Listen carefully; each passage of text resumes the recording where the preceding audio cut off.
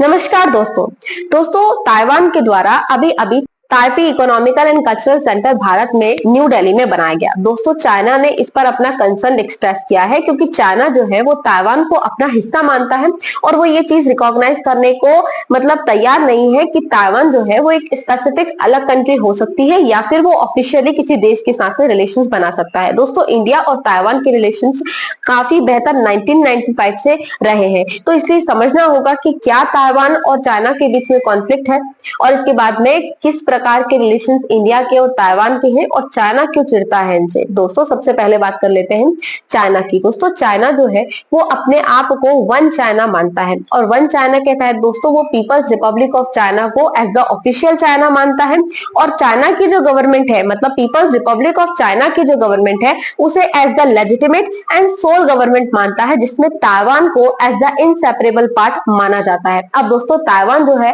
वो क्लेम करता है कि ताइवान एक रिपब्लिक ऑफ चाइना है, चाइना से अलग देश है, एक अलग आइलैंड है।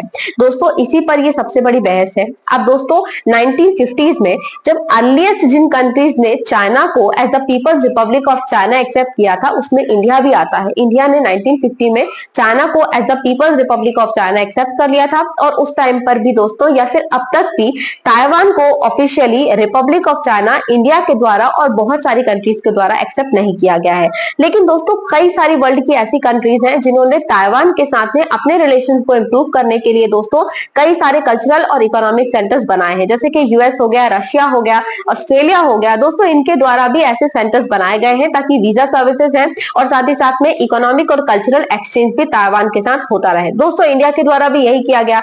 ये जो दोस्तों टीईसीसी मतलब Taipei economic and cultural centre new Delhi में बनाया गया है दोस्तों ये तीसरा सेंटर है। इससे पहले 1995 में पहला सेंटर बनाया गया था, दूसरा सेंटर दोस्तों चेन्नई में बनाया गया था, उसके बाद में तीसरा सेंटर अब बनाया गया है। तो दोस्तों ये जानना जरूरी हो जाता है कि क्या रिलेशंस हैं इंडिया और ताइवान के। सबसे पहले अगर हम डिप्लोमेटिक फ्रेंड्स की बात करें तो 1950s में जब चाइना को हमने पीपल्स रिपब्लिक ऑफ चाइना माना तो हमने ताइवान को ऑफिशियली रिकॉग्नाइज तो दोस्तों नहीं किया, लेकिन हमारे डिप्लोमेटिक रिलेशन इनडायरेक्टली स्टार्ट हो जाते हैं और अनऑफिशियली स्टार्ट हो जाते हैं 1995 से, जब पहली बार इंडिया और ताइवान के बीच में रिलेशंस डिप्लोमेटिक फ्रेंड्स पर बने और साथ ही साथ में दोस्तों इंडिया ताइपी एसोसिएशन ताइपी में ताइवान में बनाया गया और इंडिया में बनाया गया था दोस्तों ताइवान की तरफ से Taipei economic and cultural centre जो कि न्यू दिल्ली में बनाया गया था। दोस्तों यहां से ऑफिशियल रिलेशन स्टार्ट हो गए और ये रिलेशन कंटिन्यू दोस्तों धीरे धीरे इंप्रूव होते चले गए। अब इसके बाद में दोस्तों इकोनॉमिकल फ्रंट्स पर अगर हम रिलेशन की बात करें तो इसने सबसे इंपॉर्टेंट रोल प्ले किया दोनों ही देशों को एक दूसरे के करीब लाने में। दोस्तों अगर हम ताइवान के जो फॉरेन मिनिस्टर है उनके प्रेस रिलीज के अकॉर्डिंग में समझे तो दोनों ही देशों के जो रिलेशंस हैं इकोनॉमिकल फ्रंट्स पर दोस्तों वो कुछ इस प्रकार से है कि बिलियंस ऑफ डॉलर्स में ट्रेड होता है दोनों ही देशों के बीच में। 2006 से लेकर अब तक दोस्तों 2 बिलियन डॉलर से बढ़कर अप्रोक्सीमेटली जो ट्रेड है वो मोर देन 8 बिलियन डॉलर्स का हो चुका है।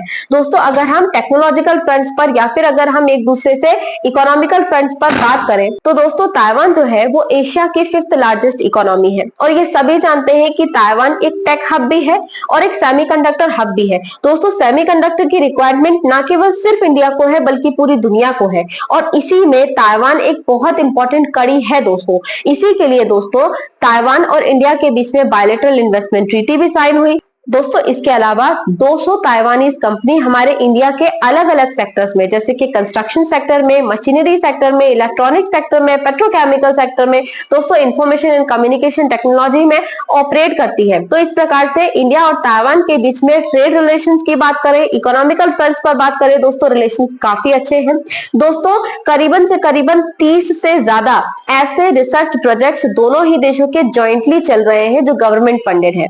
तो इससे अंदाज लगता है रिलेशंस कितने ज्यादा इंपॉर्टेंट है और ताइवान हमारे लिए सेमीकंडक्टर हब के तौर पर और एक टेक्नोलॉजिकल हब के तौर पर कितना ज्यादा इंपॉर्टेंट है, क्योंकि ताइवान के पास में टेक एक्सपर्टीज भी है, सेमीकंडक्टर की एक्सपर्टीज भी है क्योंकि सबसे बड़ा सेमीकंडक्टर प्रोड्यूसर है ताइवान। साथ ही साथ में दोस्तों एग्रो टेक्नोलॉजी भी है ताइवान के पास में और ऑटोमोबाइल सेक्टर की एक्सपर्टीज भी है दोस्तों इस देश के पास में। इससे पूरी दुनिया को बहुत ज्यादा फायदा है। अब दोस्तों सिक्योरिटी फ्रंट्स पर भी दोनों के एक दूसरे से रिलेशंस और सोच मिलती है क्योंकि दोनों ही मतलब इंडिया और ताइवान ये मानते हैं कि चाइना इंडो पैसिफिक के लिए खतरा है।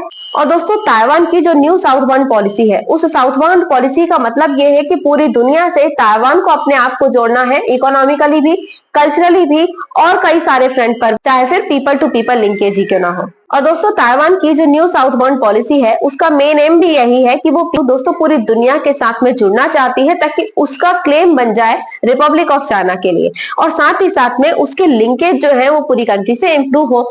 और दोस्तों इसीलिए इंडिया को जो ताइवान है वो उसकी न्यू साउथ बाउंड पॉलिसी के तहत एक बहुत इंपॉर्टेंट कड़ी मानता है। तो दोनों ही देशों को एक दूसरे के साथ जुड़ने में दोस्तों फायदा है। इसके अलावा अगर हम कहें कल्चरल एक्सचेंज, तो दोस्तों कल्चरल एक्सचेंज भी काफी अच्छा है।